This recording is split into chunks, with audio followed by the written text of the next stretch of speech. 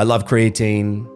And I think one thing that I'm passing on to people is how good creatine is for you, including a lot of women who have been very trepidatious in the past to involve themselves in creatine because they don't want to get bulky. And I tell people, try.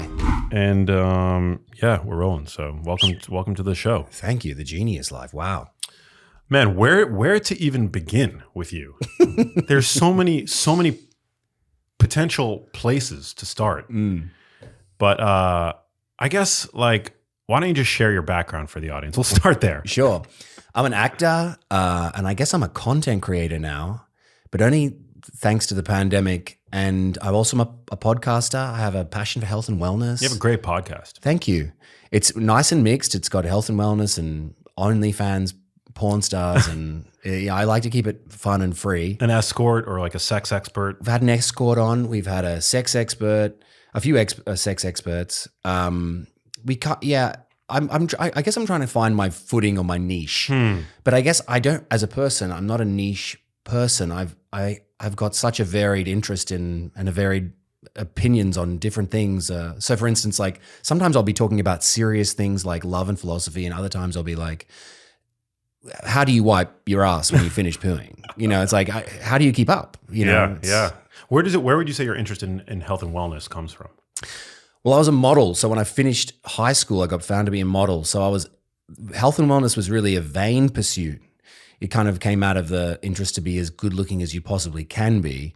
And then as time went on, I realized that vanity's a losing game. You're going to get less attractive as you get older. That's just the case.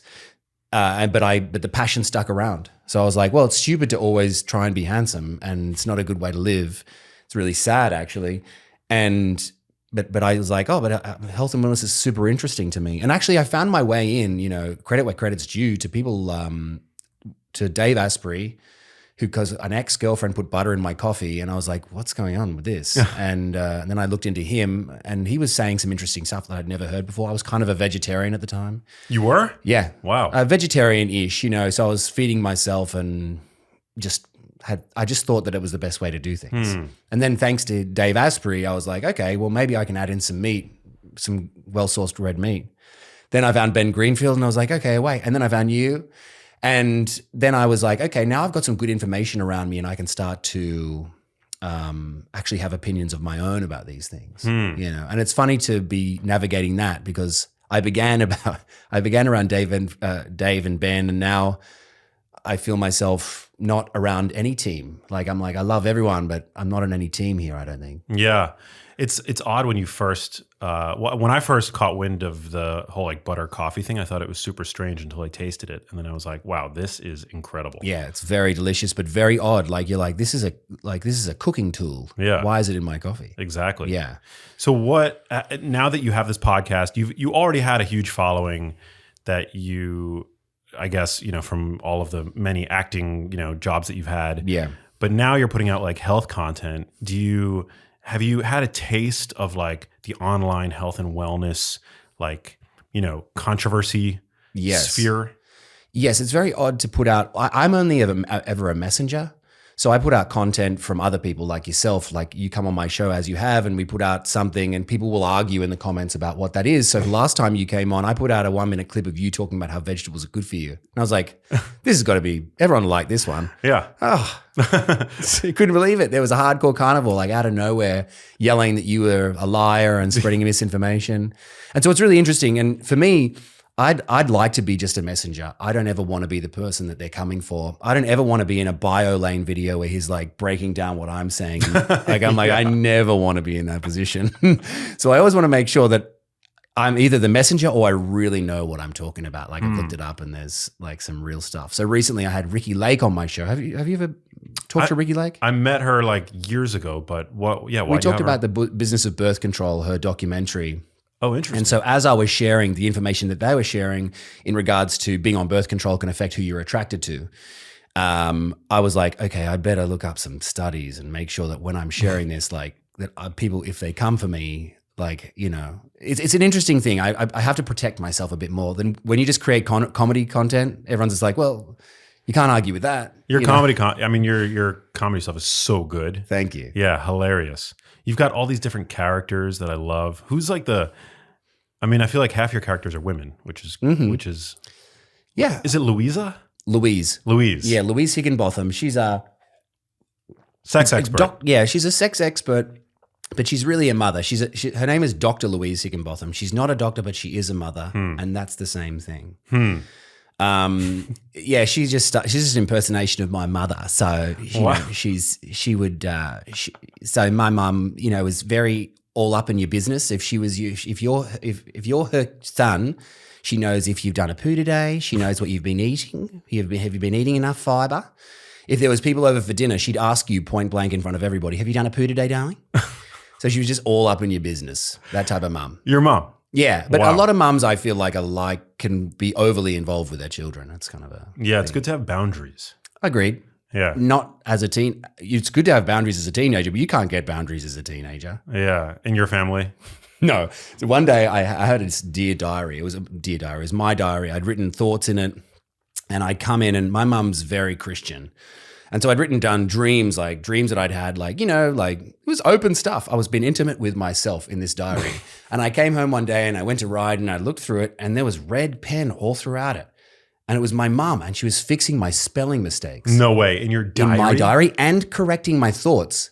Like if it was a naughty, like saying something sexy or sex dreams, like correct this. Jesus. Now I look back and laugh, and it's funny. In therapy. Yeah. It's funny, but it's also like, what a terrible thing to do. Yeah. Like, leave your son alone. Damn. But I just love that stuff. Like that's pure comedy to me. I feel like you don't escape childhood or adolescence without some degree of social injury, whether it's from your parents or children or your peers, usually both. Totally. And it's your edge. It's actually the thing that makes you, and you can use it. So for instance, I was one of 5 children. I was the last of 5 by like 8 years, was the closest to me in age. And I was always fighting to be heard, fighting to be respected. And that's my edge today. I'm fighting to be heard. I'm fighting to be respected. But in so doing, like people are listening to me. Yeah. So I love it. Yeah. Yeah. I mean, you're so good at what you do. Where do you find like inspiration for all these different characters and such? Yeah. In boredom is a really great place to find creativity. I've always found driving's the ultimate, because driving is a meditation. You're doing one thing and one thing only, and there's not much room for doing anything else. So you turn the music off and you just start talking to yourself like a character. You just find a jag and you go on it in the character. And by the end, by the end of my trip, I've usually got a video that I can like make. Wow. But also the internet is a huge source of idiocy. Like so one thing that I do right now is called the cringe police. And it's like, there are all these thirst trap guys now. 10 years ago, there weren't thirst trap guys. There are now thirst trap guys. And they're usually OnlyFans boys who are showing off their goods for Instagram or TikTok. And I make a mockery of them. So that's Crosby that's Taylor, current niche. Mate, if he was 20 today, he'd be one of them. There's no doubt. Why does he get a pass just because he's in his mid-30s? Well, because he doesn't make content that's thoroughly like sexual. So for instance, there was a guy the other day. Well, there's a guy who's a friend of mine now. He's actually come on my podcast, who's an OnlyFans guy. And one of his things is he's being filmed eating, and he'll be eating things in a really sexual way. His way of doing that is he'll pick up a piece of sushi and his tongue just comes out early before he eats it. So he goes like, and eats it. And that's his kind of, that's his way of getting people to go to his OnlyFans. Wow. And so things like that, I make a mockery of. Super cringe. Very cringe. Your wife must be the most patient woman ever. Patient. Yeah, she's patient, but I think she like enjoys the fun of it. Like she has to. I mean, otherwise she wouldn't have married me. But she very much enjoys the fun of what's going to come down the stairs at any time. It'll be me in like a S&M outfit with a wig on, and she'll be like, "This is what's going on," you know. Amazing. You're also a really talented singer. God, there was a video of you singing. It was unbelievably touching for what it was. Singing a Christmas song. Oh yeah. To your newborn. Yeah, my newborn. What was that song that you were singing? Have Yourself a Merry Little Christmas. It was very good. It was very impressive. I'm not a classically trained singer by any means, and I'm not a professional by any means. I can just sing, and I use it every so often. The difference between, you're a musician, aren't you? You play the guitar. Yeah. The difference between playing guitar in your living room and then getting up in front of people and playing the guitar is so similar, but with singing it's extra difficult because you have to breathe. Yeah. You have to breathe well in order to be a singer. And when you get nervous, you can't expand your diaphragm like you need to. Right. You need to be actively doing that. So it has to be, and this is something that I haven't kept up in my adult years. I was good at it as a teenager and a young adult, is getting up in front of people and singing. I don't do that anymore. And so I would doubt myself if I did it today. So you think I'm a good singer, but in front of people, like that's in front of people is different. No, I totally relate to that because I can sing and I have I actually have like a makeshift PA system down, like in my own living room. And I think I sound really good in that system. And when people are over, even I can, if I'm comfortable with the people that are here, I can do it, and I'm very happy with the way that I sound. But I've gigged out a number of times, and there's something that's like lost in translation. Yeah, when you've got like an audience and you're singing through a PA, you're not as comfortable, and that translates into like it does. Yeah, and I don't know what that is specifically. It might be just the breathing, but nerves, like performance anxiety, it either drives you or it blunts you. Yeah, totally. So of all the things that you've learned on your podcast thus far, what are some of your favorite, I guess we can say, biohacks to achieve better health, fitness, what have you? That's good. That's a good question, mate. I now am pretty obsessed with creatine. Yeah. Like as a supplement, I get everybody to take it. You're looking pretty big. I've been big, yeah. And I'm not on anything at all. I started ipamorelin when I was in 2020. That's a growth hormone. It's kind of a slight secretagogue, very mild. And that was fun. And then I maybe put on 10 kilos in 2020. Whoa! I just became a different shape. And now I just eat a lot and eat a lot of protein a couple times a day. I fast until 12 and eat until 8 and just pack it full of good protein. I love meat. I love creatine. And I think one thing that I'm passing on to people is how good creatine is for you, including a lot of women who have been very trepidatious in the past to involve themselves in creatine because they don't want to get bulky. And I tell people, try getting bulky. Well, let's see. With creatine. Just try getting bulky in general. Just see if you can do it. Oh yeah, it's hard. It's not easy. Yeah. People think that they're gonna like just be able to like snap their fingers and suddenly get huge, but it's something that takes a lot of time. It takes time, and I mean, eating enough protein is like a bloody full-time job. It is. Like considering like if you're trying to get 200 grams in a day, like let's just say, which a lot of people are, that's a lot. What do you weigh currently? I'm 220 pounds. I'm 100 kilos. Wow, and you're pretty lean. So like how many grams of protein are you trying to get on a daily basis? Usually about 200. Yeah. But I, again, mate, I'm fairly relaxed. So like I'm just, am I hungry? Then I'll eat. I'm not really thinking about it too much. I was thinking about it a lot, but I go through these cycles of thinking about it a lot and then going, just release it. Can you just let go? So, because you just be focused on more important things. Yeah. When you get called, I guess, or whatever, hired for like a role, all that like has to be, micromanaging your diet to that degree has to become difficult as well. So like right now I'm on set tomorrow for a show called Hacks. Do you know that show? I think I've heard of it. Yeah. It's about stand-up comedians. Oh, it's great show. Yeah, does really well. It's bigger amongst people in the industry than it is with people, I think, outside of the industry. It's a very well-loved show in the industry. But so I'm on season 3 of that. And whenever I get a call that I'm going to go on, be on set, I'm usually just a few days away of cleaning up my diet, particularly before bedtime, to being at the ideal place. You kind of like, I can tell when I've had a bunch of ice cream or I've just had too many carbs at night, I've overindulged in my cheeks. This is purely vain stuff, by the way, but it's just what you become aware of when you're an actor. You see yourself on camera all the time. And so I'm always at a point where I'm about 3 days away. If I just clean it up a little bit, that I'll be right there ready to go. And I won't be thinking about, how do I look? Like, do I look okay? Do I look overfed or anything like that? I like to keep healthy enough that I'm close to peak if I need to be there. You hear Hugh Jackman and Will Smith are the same. They were doing the same thing. They were saying within 2 weeks, if I'm ready to go. Interesting. Yeah. Yeah, that makes sense. Yeah. Is it true what they say the camera adds? 10. I reckon it just fills your face out in a way. You're in a shred right now, aren't you? I am. Can you talk me through that? What are you up to?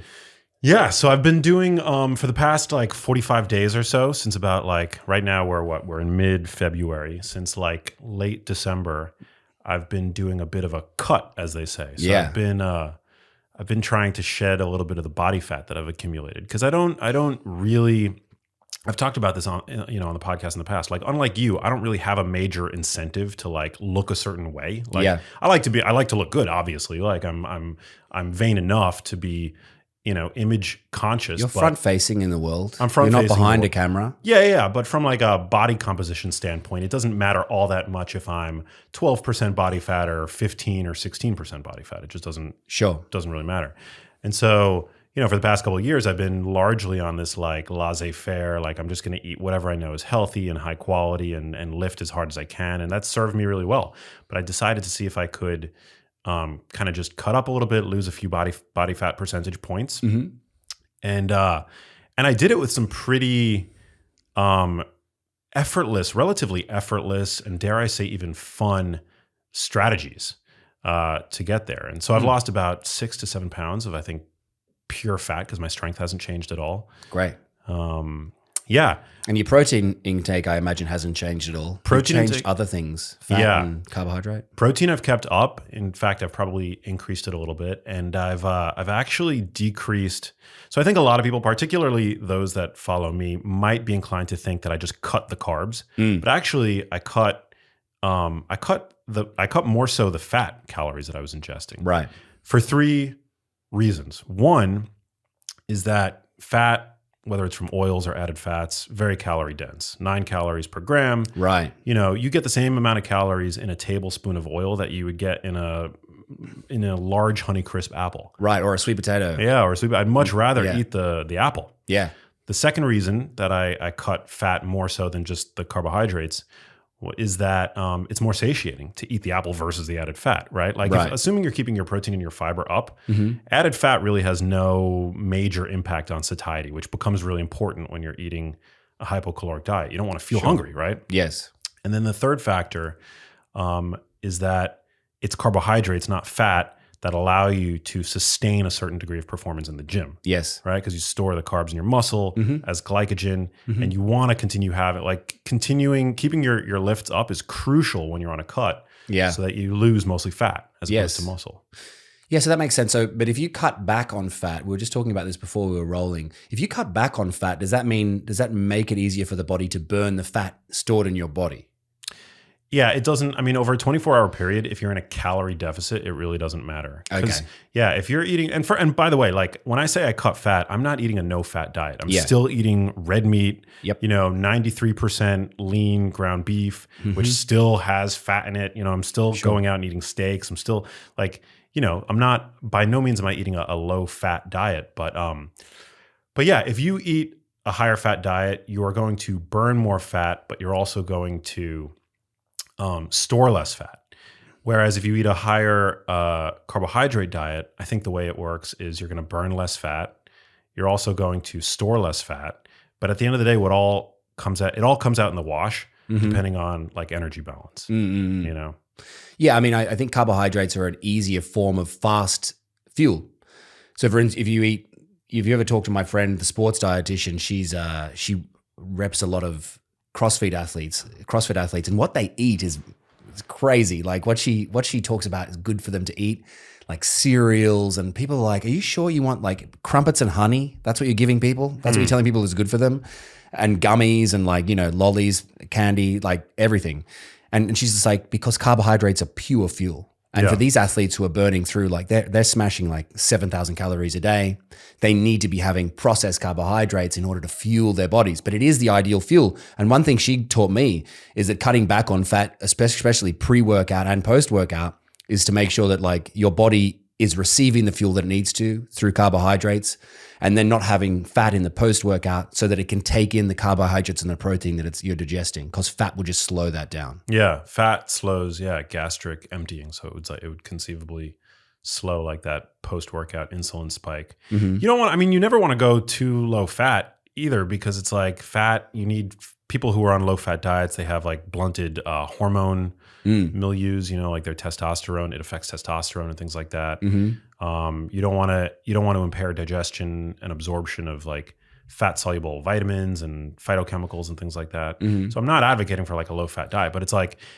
people that there's this misconception that you have to cut carbs And yeah, you should cut both, like carbs and fat, if you aspire to lose the weight, because ultimately carbs and fat, they're energy, right? You want to keep your protein static, and then cut the fat and carbs depending on like whatever's going to be most sustainable for you. Yeah. But it's just like most people, I think, today might assume that like you've got to cut the carbs, and then it's like low carb, high fat is the way to go. Right. You know, it doesn't have to be high fat is the point. Yes. You know, and so where are you cutting that fat from? It might be like less oil on your salad, less olive oil. Yeah, a little bit less of that, less like just like snacking on like nuts and stuff, which I have around the house.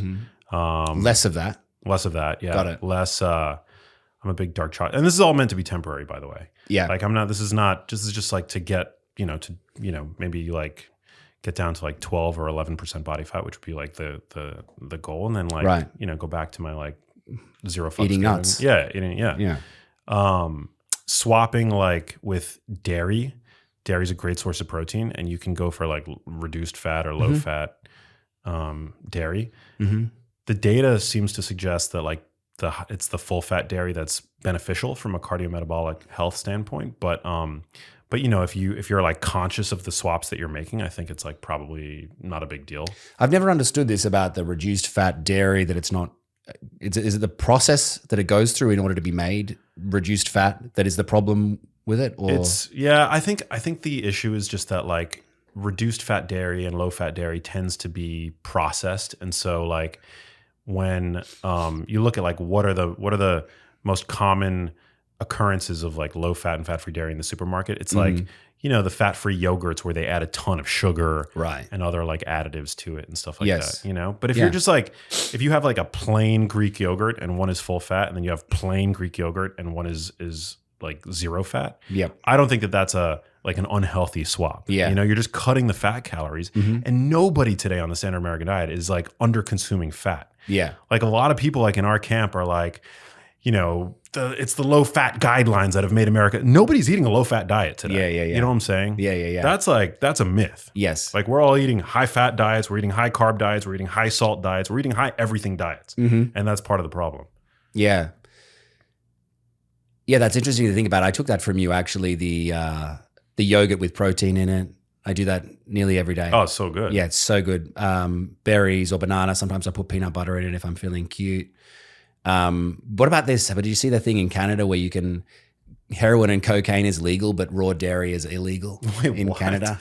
No. Yeah. In certain parts of Canada, they've legalized drugs, but raw dairy is still illegal. Interesting. I wonder why. I never understood why raw dairy is like, I guess so controversial. In Australia, I know that a woman gave it to her baby and it killed the baby.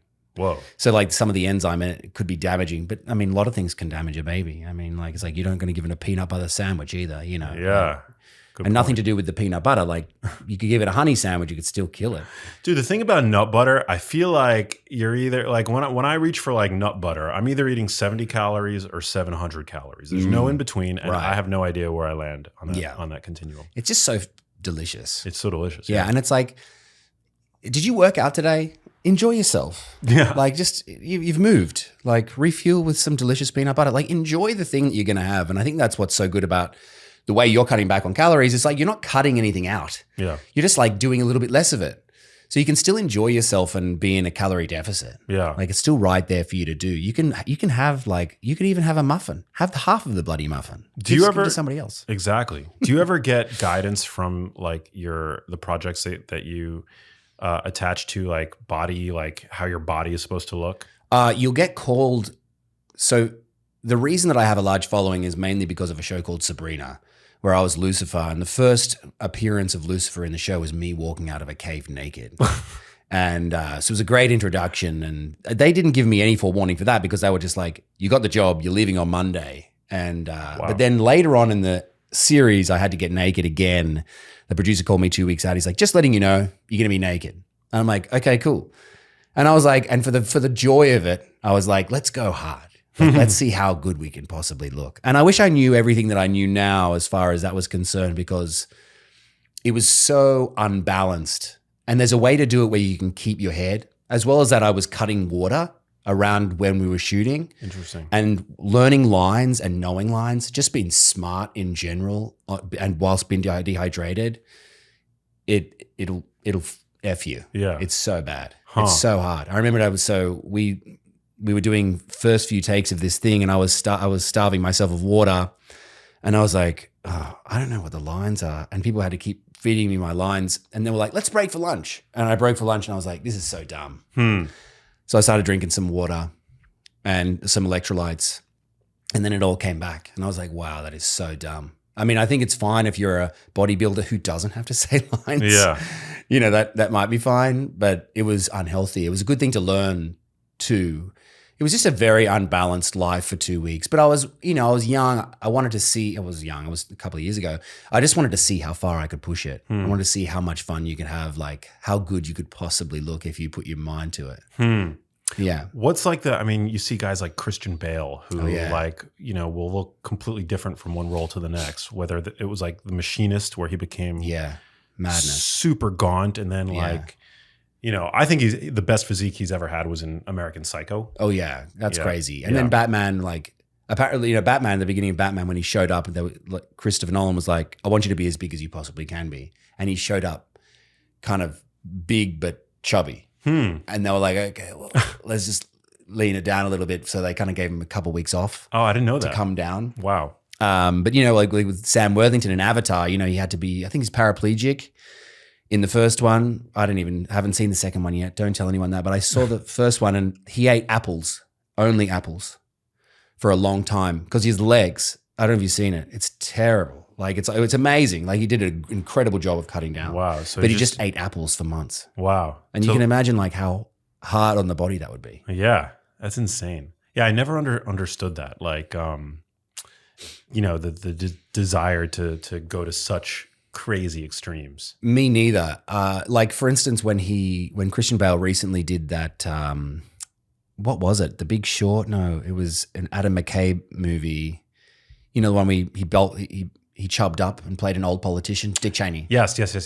Anyway, I couldn't understand it because he became so big and unattractive for a comedy. Yeah. That was just making a mockery of the guy anyway. And I was like, do it for something serious. Yeah. Do it for something that's really going to matter. The whole thing was like a joke. Like I think 3/4 of the way through the movie, just for a laugh, the guy ran the credits. Adam McKay ran the credits and was like, the movie's over. And it's like, I would not put on weight for this. Like, give me a fat suit. Well, and I love Christian Bale, but even The Machinist was like straight, almost essentially like a straight to DVD movie if it didn't have the buzz. Yes, that it garnered purely because of his body transformation. It is really wild. People who are willing to put their bodies on the line for their jobs. I admire it. I have not been given the opportunity to do so. But yeah, I'm not sure what I would do if I was given the opportunity to put on weight. I would really not enjoy that. You saw Matt Damon when he played he was a liar. I forget what it was. I think it was for McDonald's. It was like he kind of played like a food strategist who he had to put on lots of weight for it. And he was eating for breakfast. He'd have 2 croissants and 2 bananas. I just remember that because my ex-girlfriend was working at the hotel that he was staying at, and she'd bring him breakfast, and that was it. That's how he put on weight. But he lost his thyroid got effed up in that process, and now has to be on thyroid medication in order to keep the weight that he needs to be at. So you can really F your body up by doing that. That's crazy. Yeah. I mean, it's amazing we don't hear more about the Bale. I think Bale somehow has escaped all this and is okay. Yeah.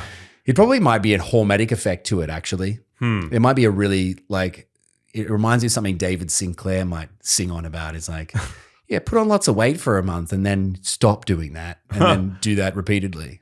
Why David Sinclair? Because he tends to advocate for stressed, hormetic effect, hormetic stress, controlled stress. Yeah. His god is the naked mole rat. He loves the naked mole rat because they live for ages and they're forever stressed. And he's like, be like the naked mole rat. And I'm like, have you seen a naked mole rat?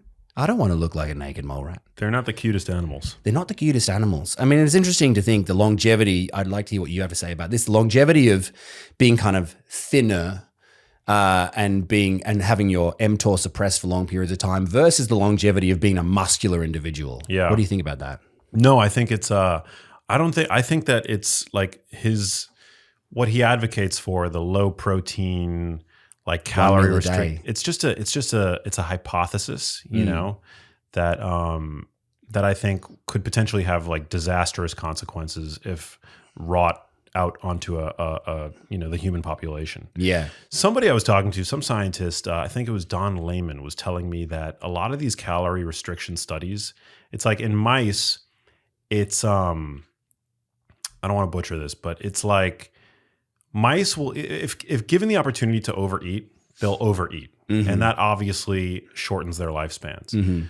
But for a mouse that's given a controlled amount of food, from that we've extrapolated that calorie restriction equals longevity. But it's not necessarily that the mice are in calorie deficits. They're just not being given the opportunity to overeat. Yes. So what I think is probably more likely to be true is that just not overeating has an important impact on our longevity. Just not overeating, right? Yeah. So many people today are overeating. And so I think if you're able to like maintain a healthy body composition, then I think that's probably a more worthwhile strategy. It sounds like you're advocating for like communism, where the government gives you a few meals a day and you can only eat those meals. Yeah. Well, like most people, so many people today are like overweight and trending towards obesity. You know, if you can be of normal weight and have like, and be robust and have muscle on your body, I mean, I think that's crucially important. And we don't actually know like how that person will age because it's so rare. Yeah. It's just it's a rarity. I think also I can't say enough for being busy as far as not overeating. There's nothing like being, I mean, some people stress eat, I understand that, but just being busy and having things to do that gets you away from your kitchen. Oh, hell yeah. That gets you out of the house and like, running errands and things like that. You don't even realize that you've stopped eating. And haven't eaten for 8 hours. It's like, okay, good. Like now you can have something, Do you eat out of boredom? I do. Like if I find in the afternoon, it's a lot of hanging around the kitchen because my son is just an eating machine. He's like 2 and a bit now, and he's just like lanky. He's tall, and he just needs to eat all the time. And so I'm finding myself, we're just eating together. It's just constant calories. But I don't mind. What is it, an ectomorph or something? I think I like burn calories in a certain way that doesn't really. I don't know. That's the thinner. I think naturally, like thinner, I tend towards that. But as I said, like I only eat between 12 and 8. So if I want to enjoy myself, I just enjoy myself. Yeah. Why do you practice that intermittent fasting? Do you find it's a good way to just moderate? Exactly. I was like, if I am bored eating all afternoon and I was to decide to eat breakfast, I just bored eat all day. So like just keeping it between 12 and 8.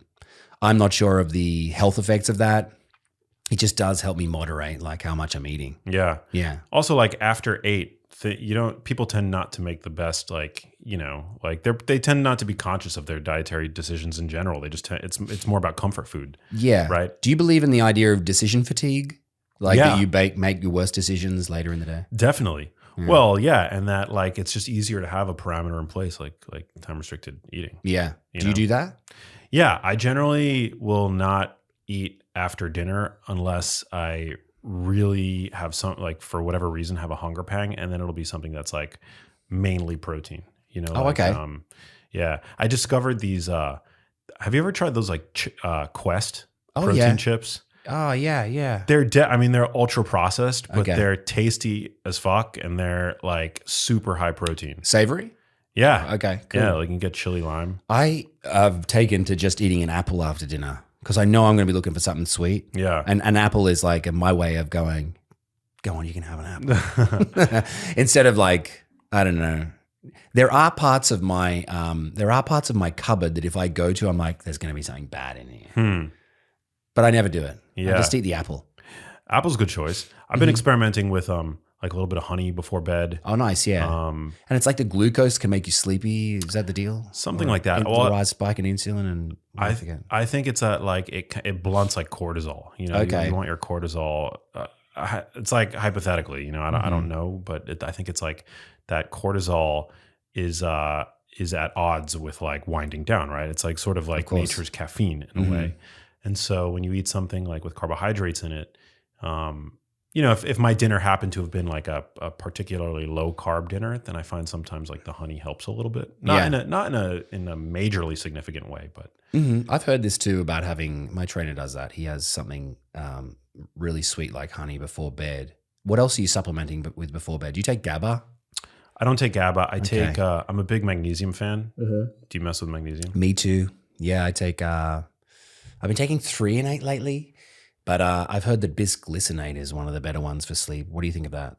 Yeah. So magnesium glycinate is, it's very bioavailable. It doesn't give you like diarrhea the way that certain forms of magnesium like citrate can. Yeah. And bisglycinate means that it's bound to, I believe, 2 glycine molecules. Okay. And glycine is also good for bed. So yeah. Right. Yeah. Oh, that's smart, isn't it? Yeah. Oh, that's good. I mean, a collagen would make sense. Like having, like sipping collagen, sipping bone broth would make sense pre-bed. I can see that. Yeah. Making sense. But magnesium is super good. Anything else? L-theanine? Theanine's great. Theanine's a good, like, it's naturally found in green tea. So it's like a good, like, nootropic substance. It can, like, help with anxiety. Like 200 milligrams a day of at a time. Yeah. It's good for anxiety. Also, not pre-bed though? You could take it pre-bed. Yeah. It doesn't like have a narcotic effect though. So if you're going to take it thinking it's going to knock you out, right. it doesn't really do that. I'm trying to think if there's anything else like that's like really effective pre-bed. I think glycine is really good. Do you take a straight glycine? I do sometimes. Yeah, I have it. Yeah. Yeah. I've been wondering about it. It tastes good. Have you ever tried pure glycine? No. It's kind of like it has the mouthfeel of sugar and it's very sweet. Oh. But it tastes different enough from sugar that you wouldn't want to use it in like recipes that call for sugar. I've tried. Right. I mean, it's kind of like a inositol. Inositol's the same way. It's like sweety, malty. Super tasty. Yeah. Inositol is tastier than glycine. Okay. Inositol kind of has like a maple syrup. Yeah. vibe. I found that too. Do you take inositol? I was experimenting with it for a while. I didn't really feel anything like different from it. I was putting it in my like pre-workout. Apparently it's fantastic for women with PCOS. Yes. Yeah. I've heard that that's good. But it's funny to, like these people that we follow, like the James and Nicol Antonios, who are always on about glycine and inositol. And I'm like, really? I feel fine. I don't take it. Like I don't know if I need to be taking that. What are some supplements that you take? What are like, that you've gotten, benefit from? I found benefit in L-theanine before bed. I found benefit with, good to know. I take a really strong fish oil, omega-3, that might be a placebo effect but I feel really great on. Anything else that I love? Oh, just an electrolytes. I take a Redmond Relight. I love feeling hydrated. I think it's the best feeling. If you feel like you're okay, like I told you before, that lesson that I learned about dehydrating yourself and trying to learn lines was like, you do not give your brain the best opportunity if you're dehydrated. No. And then electrolytes just make you feel amazing. I think that they help me more than anything else. Everything else I don't actually feel. Interesting.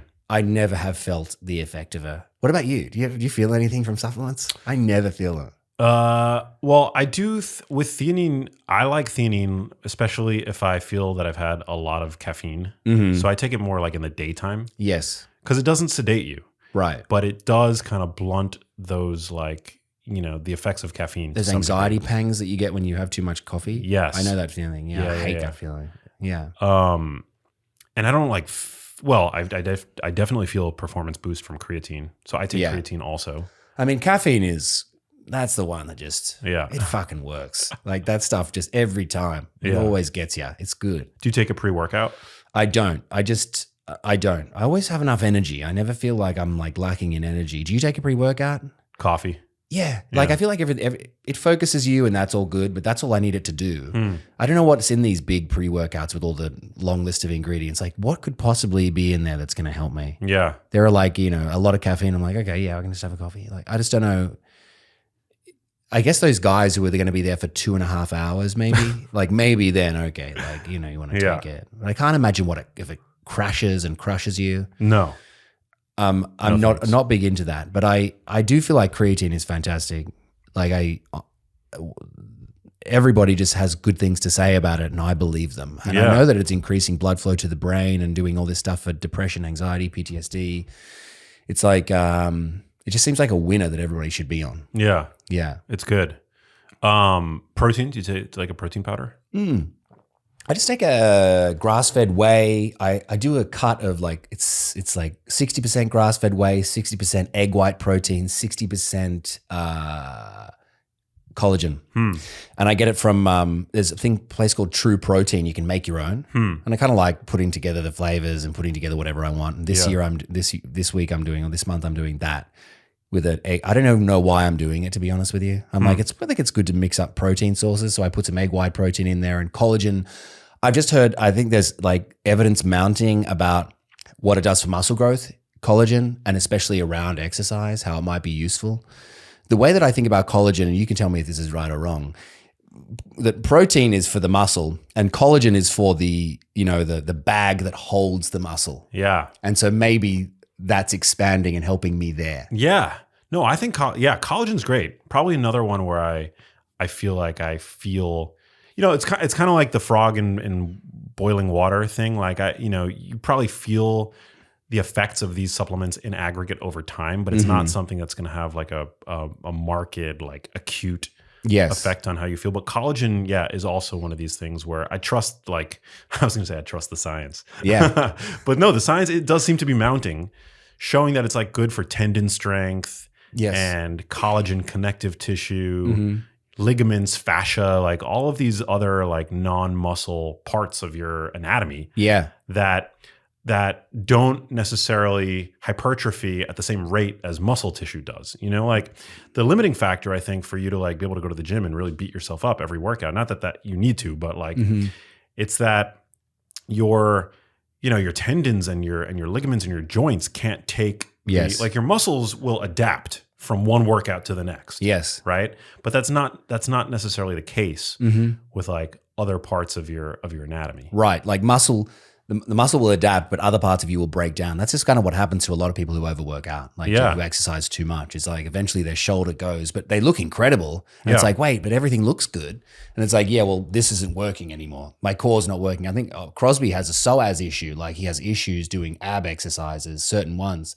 So they're just like, the body's just gone, you've effed me here. Yeah. But everything looks great. Yeah. You know what I mean? It's an odd thing. Well, it's like you're like upgrading the engine to your car, right? But if you're not like upgrading like your wheels and your brakes and all that other stuff, like it's not gonna perform as a whole. Yes, that makes sense. Okay, so collagen will be better for those ligaments. Yeah, and that's why a lot of, by the way, like athletes and bodybuilders will use these like growth hormone secretagogues, because it's the growth hormone. Growth hormone isn't necessarily anabolic to muscle, but it is anabolic, at least as far as my understanding, to all those other parts. Okay, and so you can also, I think, by taking collagen, it's also good. It's like added insurance. Okay, and then I think, what do you think about saunas? You a fan? Huge, yeah. Yeah, I mean, I think that does things for human growth hormone too. Yeah.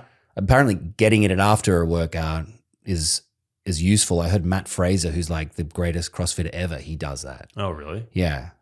But you would be a fan for other reasons, I imagine. Yeah, I'm a fan. I mean, for both. Like, I think it's great for brain health, cardiovascular health.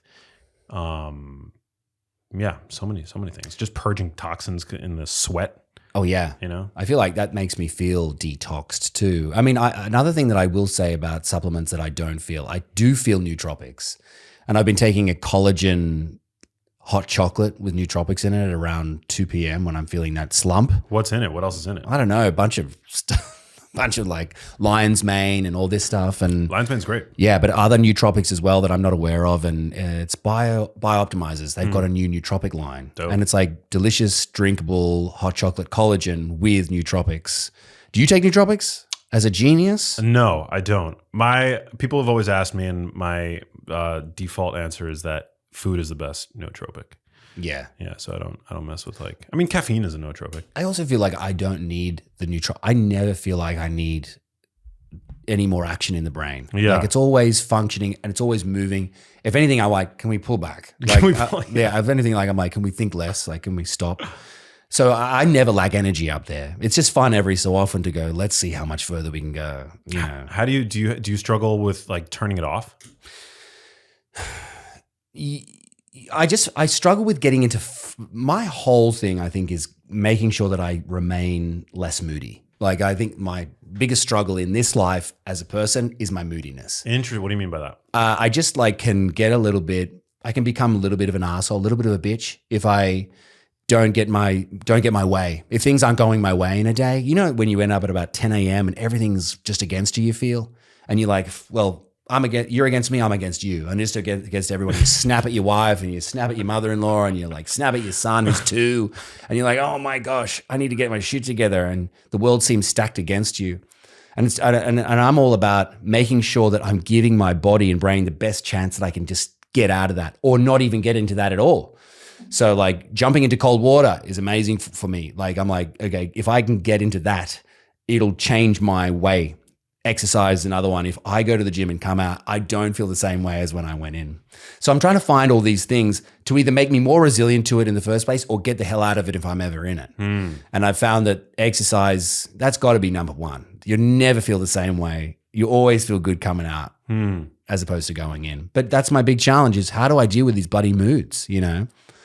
And I think I've gotten heaps better at it. Strangely, my kids have added to my stress, but nailed my moods. I'm like, because I have more to work off of. So you hear this the same with pets. You meet them where you are and then they give you love and then you give them love and you're like all of a sudden in a better state. Like your cat. Yeah. It's like you come home, you're in a shit mood. You're like, if I can spend 20 seconds giving you kisses and you like pushing up against me, I automatically feel better. Kids are like that too. It's like, oh, you had a shit day? I don't care. Throw the ball with me. And then you throw the ball and you're like, oh, I feel better. It's amazing. Like you add to my stress, you add to my life's responsibilities, and yet I feel less stressed at the same time. It's an odd thing. No, it's amazing. Yeah. How many kids do you have? 2. Wow. Thinking about it? I mean, I'm nowhere close to finding the person to co-create a child with, but yeah, you know. How's that search going? It's an annoying question for you. I don't put much like energy, onto it. I think that's good because people can obsess. Yeah. And they make it their whole personality. Yeah. Like it's being single and looking for somebody. And it's like, I don't want that to be part of my personality. Yeah. Yeah. No, I'm surrounded by, family. I've got tons of friends. I've got a community. I love my work. Yeah. And you live in LA and you're a bachelor. Yeah. And you drive a nice car, you got a good job. Like there are a lot of beautiful women around here. Yeah. Yeah. I'm not like wanting for like, dating opportunities. I just, haven't found the so-called one yet. Yeah. What does it look like in your head of what they're going to be like? Like what's the image? Yeah. I don't know. Okay. Well, it took me a long time to get over like, I was in a long-term like on and off again relationship. And it took me a while to like heal the wounds that were left agape from that, But yeah, like year and a half of therapy later and reading a bunch of books, watching a bunch of TED Talks. Yeah, I feel pretty good. But, my whole thing has always been, whether it's like work or relationship related, is not to chase, but to attract. And like to attract, you really have to like focus, it sounds trite, but like focus on yourself and becoming as whole and happy and complete as you can. Yeah.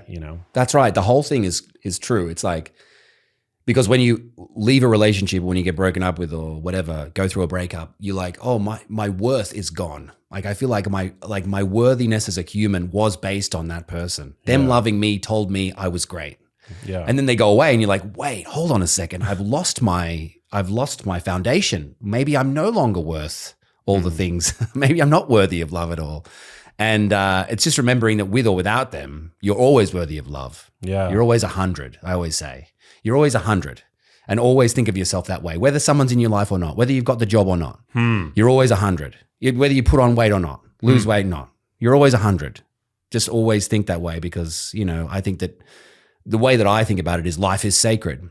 And so the way that I'm a Christian and the idea within us is that there's a spark of the divine in us. We were made in God's image. There's a spark of the divine in us, meaning that there's a little bit of God in us all. So we're all sacred. We're all special. And so that is our worth. That's it. That means we are 100 all the time, despite how we act, despite if anybody is in love with us, despite anything, despite whether we're fat, skinny, shit, not shit, and I think that's a good basis to go, okay, so I'm 100. It's a great place to meet somebody at that point where you're like, I'm worthy of love, Well, how do you then like, hold that, in your mind that you're 100, and then still have room for like the personal development and growth that, you're on a journey, right? Right. Yeah, well, totally. I mean, it's a good question. It's not that you're perfect. It's just that you're worthy. It's just that you're 100. It means that you're 100% worthy of love, but you're not perfect. You still have work to do, and you still want to better yourself for the good of everybody around you and yourself. And you don't understand the way that when you better yourself, the way that you better everybody else around you. I mean, yeah, I think your worth is not, what you were just saying is like your worth doesn't mean you're perfect. Yeah. You're 100% worthy, but you're not 100% perfect. Right. Yeah. It's just, even in spite of your imperfections, you're worthy. Right. Yeah. I love that. Do you do a lot of like reading, dabbling in that like world, that personal development? I don't. I find that if I used to follow all these psychologists and stuff online, and I was like, there's too much information coming in at once. I can't actually fathom, because there's all these different schools of thought. So I had to log off, essentially unfollow a bunch of them. And I really am cautious with who I let in, or if I'm going to read somebody's book, it's a rarity. Because I find like too much information and you become too heady about living your life. Yeah. Like life is not what you're doing when you're reading a book. Life is who you are in the moment. Yeah. Like when I was 18, I got obsessed with like, who am I? Who am I? Like, what's my identity? And it's like, I tell you what, you can't write that answer down in a book. You only have to live. Like you have to be a human being. And and it'll come out. Who you are will come out with all the experiences that you have, and you just have to really leave yourself alone in that way, and really pick if you're gonna read a self-help book, read just one and make sure you pick the right one of the right person that you want to let in here. Yeah, because these people get obsessed. Those people are obsessed with self-help, and it's like they just got a quote for everything, and it's a muddle in there of different information. Too many teachers, too many cooks in the kitchen. They're all up there. That's a big problem. It's a problem. Yeah. It is, because we're in a hyper information world, and there are all these people who are pushing their school of thought upon you. And it's like, so who are you going to listen to? Yeah. Yeah. So do you think like as people with platforms, like we have a responsibility you always want to give across the best information that you possibly can. It's just that like, do you want to sign people up to your ideology? Like, do you want to create an ideology? Like you create an ideology. I've seen you post about this, about what are the good questions to ask. Yeah. Ask your doctor, get a bit of information or see a science study. What are the right questions to ask about that? Well, then you're encouraging not an ideology, not think this way, but here's how to ask the right questions. Here's how to think. Yeah, right. Yeah, not what to think, but like how to think about complex topics. Yes. Now you're not fighting for an ideology, but then there are people out there who are like, have you followed the 3, glucose goddess steps? And I really like her content, by the way. But I was just saying, if she was an ideologue, it'd be like, have you followed the steps of, have you followed the Ben Greenfield 5 steps to a great morning? There are these, well, what do you think about the carnivore both the carnivore ideology and then the vegan ideology? Militants. Yeah. They're so militant. They're always out there fighting. And it's like in there, they almost live their life in reaction to somebody else. The carnivores hate the vegans so much they just eat meat, and the vegans hate the vegans, the vegans are on their own militant journey. Very idealistic, isn't it? Like ideologues. It's like, follow me. Yeah. It's like they're their own vegan Jesus or carnivore Jesus. It's like, follow me and do what I do. Yeah. I just feel like it's total like hubris to think that you as an individual have like all of the answers as it pertains to like human health, planetary health, animal welfare, in today's infinitely complex, interconnected world. It's odd when like, I posted a thing. Every person in regards to skin that I've ever talked to, plastic surgeons, estheticians, I've asked a dermatologist, I've asked about collagen intake and gone, does that affect the aesthetics of your skin? They say no every time. And so I put it out online anyway. And then my nephew was like, look at this study. And all he'd searched for was collagen skin study. And then he sent me the study and you kind of go like, okay, well, how can I poo-poo this study? Can you throw it away? I mean, we live in a world where literally if you write in anything that you want to find, study, you can find it. Yeah. It's there. And amazing. it's so weird. It's like you can confirm anything, any bias that you want to straight away.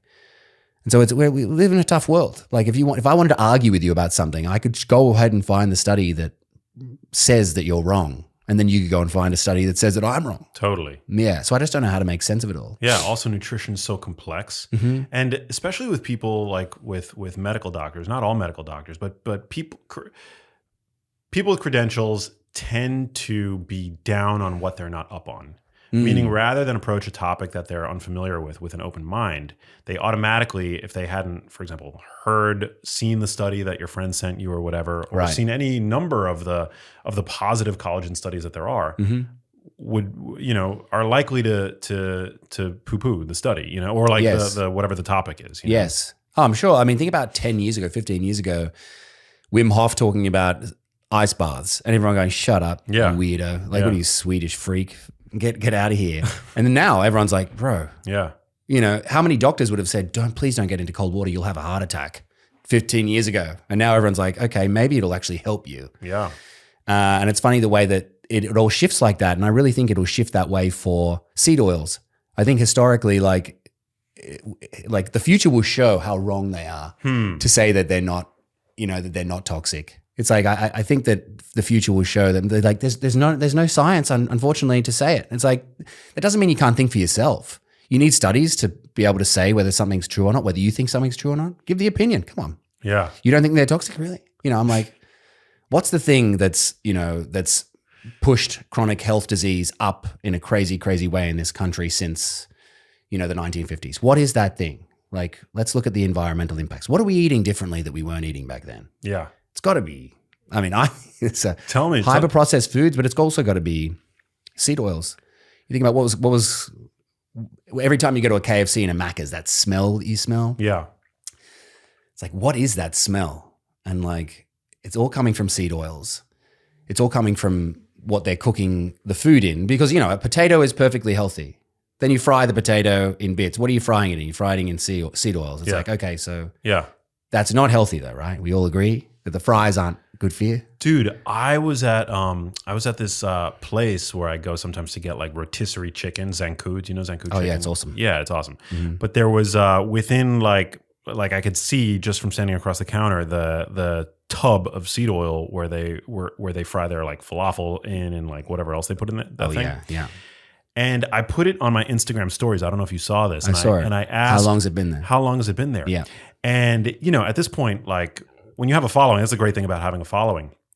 I got people, hundreds of people from all that work in all different facets of the restaurant industry. I work at McDonald's. I work at a restaurant in like a Mediterranean restaurant, whatever. And they were like, the instruction is typically to change it like every couple of hours or something. But in my restaurant, we change it once a month. Yes. Like we'll filter it, but we'll add new oil to it. If it gets low. Mm-hmm. But we don't change that oil like every day. Sometimes not even every week. Like it's like on a monthly basis. That shit is toxic. That is disgusting, dude. Yeah, I worked at a schnitzel place in Sydney, and like one morning we come in to do the lunch hour, and the kitchen's like, oh yeah, rat fell into the oil last night. Like, oh, okay, but you're not changing it. No. Okay. Just take the rat out. Yeah, just take the rat out and get on with your life. And it's like, and that's what I'm talking. Like the oil is always open to the elements the whole time. Yeah. Like they don't cover it up or anything. It's just there. A rat falls in, gets fried, probably is delicious. Like, let's be real. If you're gonna eat a rat one way, it's like a 12-hour low fry. That sounds actually okay. Yeah, it doesn't sound bad. Yeah. I mean, what are your thoughts on that? Because there are so many people out there going, there's no science that it's bad for you. I'm like, shh. Do you need the science in order to make a claim that you don't reckon it's good for people?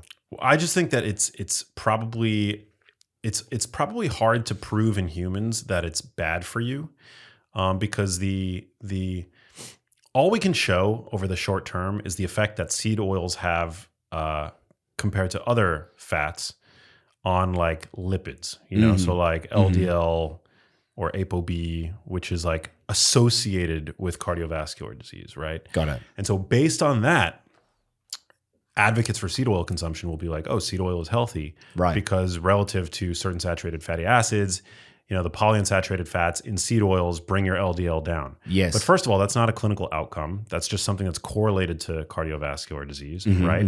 And also, like, you're neglecting all of the other facets of human health Yes. outside of that LDL. one single biomarker. Yes. Yeah. Yep. So to me, it's completely myopic. They should be considered guilty until proven innocent. Yes. And we assume that they're innocent until proven guilty because of their effect on that one, by the way, highly politicized marker. That's not just LDL is not just a biomarker. LDL is an industry. Yes. There's an industry built around LDL, right? And ideology, we're talking about like dietary ideology. Yeah. But the whole statins are the top selling class of drugs in the world. I'm not saying Right. that statins have no use. That's not what I'm saying. But like, for statins to be good, LDL has to be bad. For LDL to be bad, animal products also have to be bad. If animal products are bad, then seed oils have to be good. So it's this whole chain of logic. And if you were to suggest that seed oils are not good for you, then it just breaks that chain of logic on Right. which identities, dietary ideology, and billions of dollars of corporate interest are built. Yes.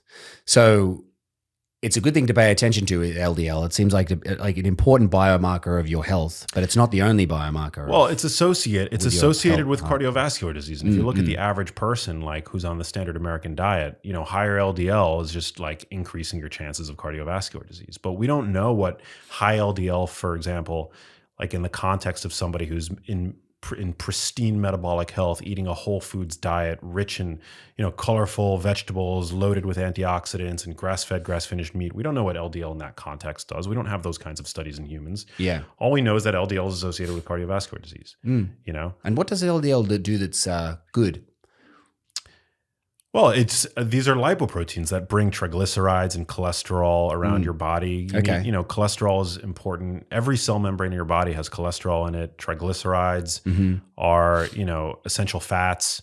And so you need these. Without LDL, you would die. You would you would cease to exist. Yeah. Like even newborn babies have LDL. Yeah.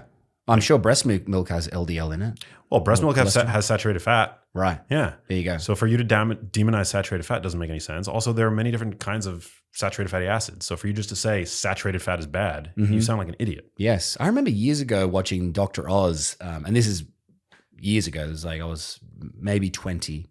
So 16 years ago, you think about Dr. Oz and he was saying green tea is the way, and have 2 eggs a day, but give half of one of the yolks to the dog.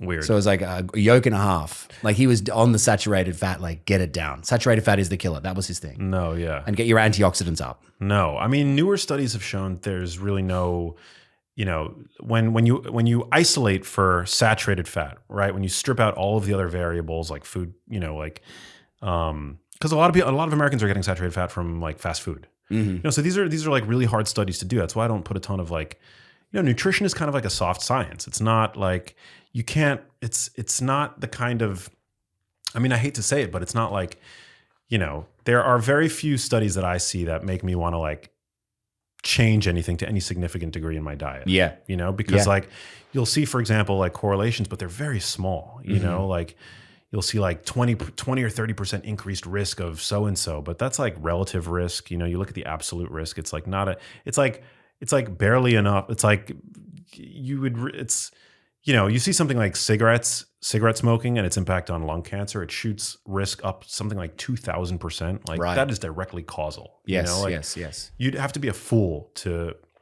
infer causality from the vast majority of these kinds of studies that we're talking about. But newer studies are showing that saturated fat has no impact, on any of these, like, whether it's cardiovascular disease, stroke. Yeah.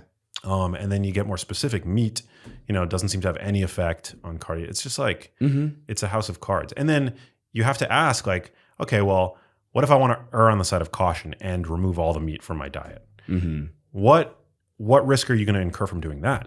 Yes. You're not just like removing a nutrient from your diet. Right. You're removing like many nutrients. And so what's going to be the downstream effect of that? Yeah. So would you be willing to, I think this is a really fun idea that we should do.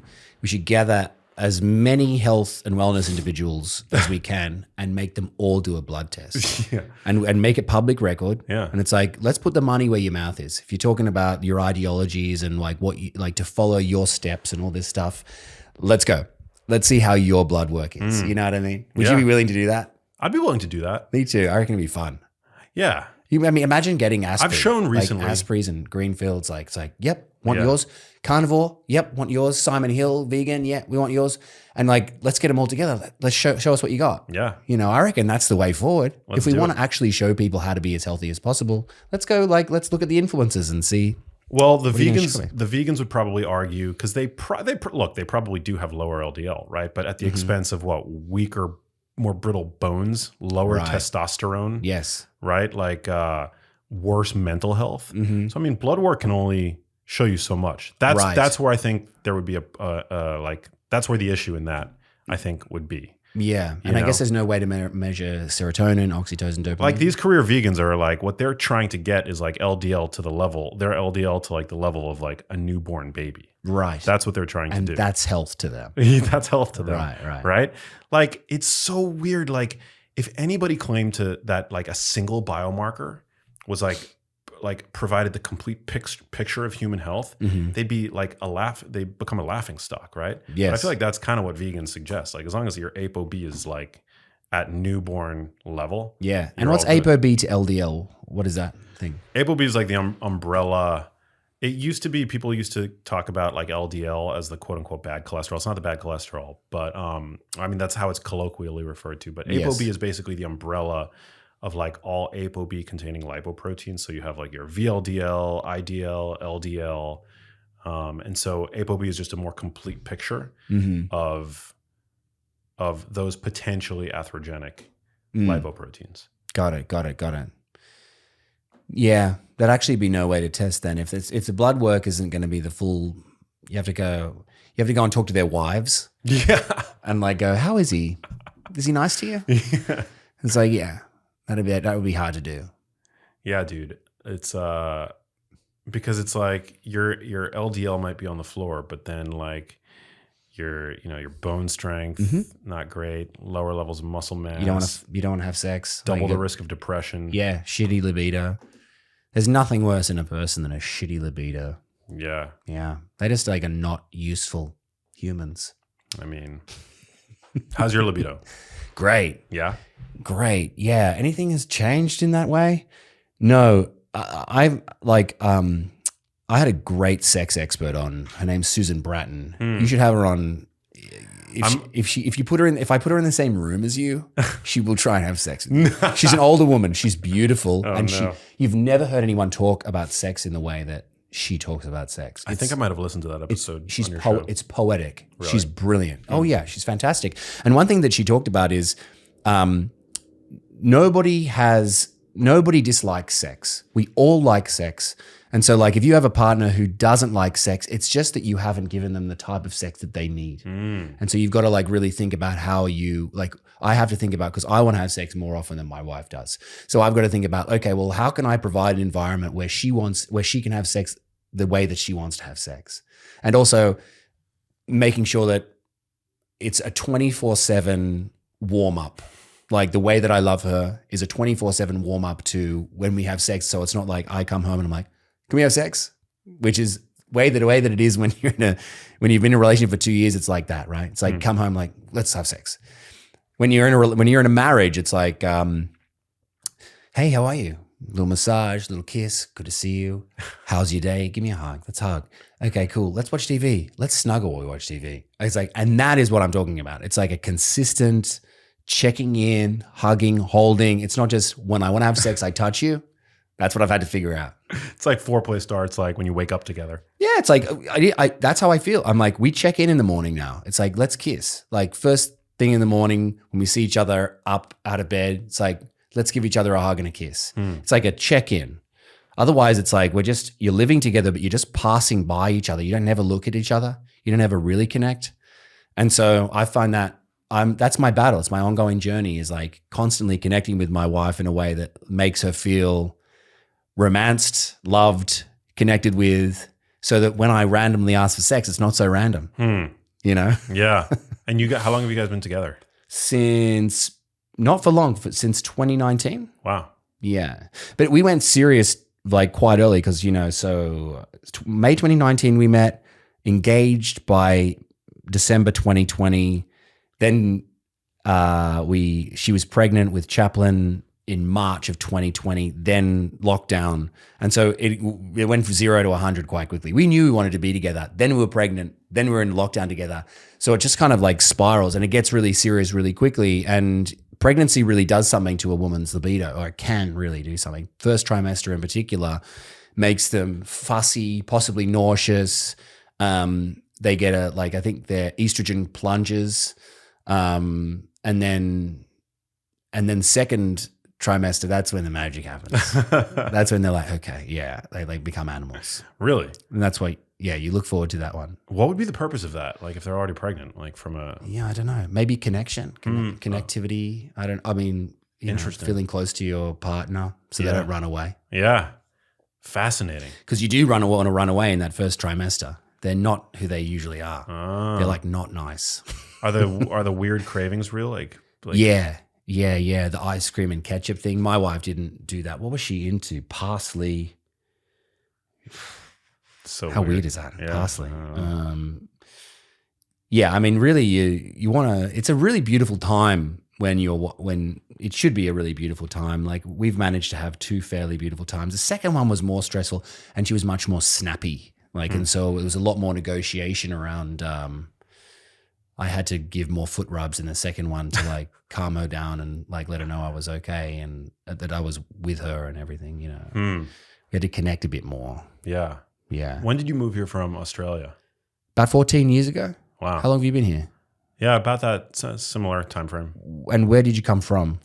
I moved to LA 2005, and prior to that, I was in Miami. I went to University of Miami. Oh, cool. In Florida, and then before that, I was in New York City. Did you study what in Miami? I started college pre-med as a biology major, and then I ended up pivoting to a double major in film and psychology. Oh. So I really, I fell in love with cinema and also music. I've always been a big music junkie, but I took it's very random. I was like in a motion pictures 101 class at University of Miami, and I was just like so seduced. Like it to me was just like the fact that like somebody could study this and storytelling and like the art and science of like telling a good story and making a movie to me was like, yeah, very seductive. And is that why you chose LA, or was it the health and wellness aspect of? No, I don't know if you know this about me, but I got hired, like when I graduated college, I was put on TV. I was a host for a TV network, host and producer for a TV network that Al Gore started. Former US Vice President. Yeah. From the years 2005 to 2011, he owned a TV network in the United States that was in 100 million homes. Yeah, some people that follow me are still, are fans from back then. Yeah, it was very small. But and was it a sustainability thing, or was it planet play? No. It had nothing to do with his like environmental efforts. Okay. It was just meant to be. The network definitely had like a liberal slant, but it wasn't like overtly so. It was sort of like, I would describe it at the time as like where MTV would meet CNN. Okay, cool. So I was like a VJ on the channel. Right. But like instead of talking about music and presenting music videos, I was talking about like the Egyptian uprising, the Egyptian spring, and like how technology is augmenting the human condition, and things like that. Yeah, it was a network like some crazy proportion of the content was citizen journalism, so it was submitted, to the network. This was prior to YouTube, so it was a really exciting, amazing job. Well, nothing was really that liberal back then. It was like liberal, but it was like with a slight liberal slant, other than now where it can be like, this is truly woke. Yeah. And Al Gore was never a woke person. He was just a person who was, with a slight liberal slant, who was, vying for the votes of many conservative Americans. Yeah. Oh man, I had no idea that you did that. That's cool. Yeah, so I had like years and years of like on TV experience in the US as a journalist. Right. But like a journalist in a t-shirt, wearing graphic tees like in front of Were you asking people questions, interviewing people? I did that, when I would do these like little short documentaries that I got to produce on the network. Okay, cool. It was a good time. Have you got a photographic memory? I do for health stuff. Right. And that would mean like studies. Or yeah. Could you explain to me what that means? Like, what does that look like? Well, the same way that you can like, for me, it would probably be pretty hard to memorize like lines in a script. Right. I mean, you get better with practice, right? Like, yes. I'm sure you develop strategies and things like that. It's a muscle. Like it was my thing that I hated at the beginning of acting, and now I learned 4 pages in half an hour. I mean, not even like 20 minutes. Seriously? People can give me pages, and I'm like, read it, and I'm like, I'm down. Wow. Word for word? Crazy. No. It's I connect the thought to the word, and that's how I learn lines. You connect the thought to the word, and you make it make sense throughout the scene, because the scene will go like this. Have its peak and trough, and so you can kind of tell if you say this line and they say this line back to you, your line's probably going to be this. Anyway, it's hard to explain because I don't think about it. I just do it. It's a muscle, but it's just from doing it over years and years and years, I can get things down super quickly. Wow. It's not photographic though. It's not, I wouldn't explain it that way. It's just learning the thoughts quicker. I'm not learning the words. I'm learning the thoughts kind of. Interesting. Yeah. I've actually always wondered this, like, because I know that, writers are probably very deliberate about the wording that they use, yes. in a given scene. So if you like miss like a word that doesn't seem like a significant word, do you have to redo it? Sometimes if they've missed information, they'll have a script supervisor who'll come up to you on set and go, "Hey, you said this. We need you to say this for the need of the story. You need to say it this way." But most writers and most sets will be, it's okay. Like you can say what it means and they'll be okay with that. But then there are writers that you might work with. I've never worked with Aaron Sorkin, who did, The West Wing and all that, the Newsroom. And he is word for word. He's like, because he's a master and because he crafts his sentences in a way that if you mess it up, he'll hear it. He's like, that's not what I wrote. Wow. So you need to be on your shit. Also, multicam sitcom is very particular because it's all rhythmic. Like comedy is mostly rhythmic. They're looking for certain rhythms, and if you're paraphrasing what they've written, it won't be working the way that they need it to work. Wow. So with multicams, you need to be on your stuff and know it inside out. Super. Yeah. Wow. Super interesting. It's fun though. I mean, it's kind of fun it's fun approaching a script. You're like, oh, I can't just say what I want to say for this one. You got to like be on it. Is there any room for improv? Every so often, but not often. I actually don't really know why people want to learn improv the way they do. It is the most scary form of, in my opinion, other than stand-up, maybe the most scary thing you can do is get up in front of people and not know where you're going to go in a scene, and make it funny because they're all funny. Improv's never serious. It's the scariest thing you can do. But within acting, within the needs of any show, it's all scripted. You're never making it up. Like you can maybe say one funny thing right at the end if it's a comedy, but they mostly will even write to you and go, please don't put a button on it. Please don't try and be funny at the end. And I think it's because they're used to actors who aren't funny putting things at the end. It's weird. It's a thing that for some reason people love improv because they love Saturday Night Live. But it's not a used skill that often. But other than the fact that it's scary and doing scary things is really good for you. Yeah. So it's really good for your brain. It's just like, I think that like there are probably many civilians who, whether or not they have any aspiration to professionally act could probably benefit from learning how to act. Yeah. Because isn't the whole thing about like getting you out of your head? Getting you out of your head. I mean, that's why improv is good because you've got to be in the moment. You cannot be in your head. Yeah. And if you're in your head, you're going to get caught out and you're going to be thinking of what to say next and everyone can see you thinking. And I met a guy yesterday who's a CEO life coach. He works for like 16 CEOs at any given time. And they're high performing individuals. They check in with him maybe once a week. And he was saying, I've just taken up stand-up. And he's not a funny person. And I was like, oh. And he's like, tell me about that. He's like, it freaked me out. And I'm like, wow, I think that's so admirable. Yeah. Like, it's like, I just wanted to do it because it scares me. Yeah. And getting up in front of people, and he's not a funny person, and going and having probably a list of jokes, you're like, okay, I'll do these ones, and getting up in front of people who hate you, because that's the way that it is, right? At the beginning, they don't know who you are. You're not Bill Burr. You're not Dave Chappelle. It's like, fuck this guy. You get up with the microphone and you've got to make him laugh. I think it's just so scary. And I was just like, that's so admirable, mate. Like, you don't have to do that. He's a very successful guy, just wants to do something that freaks him out. I love that. Yeah, me too.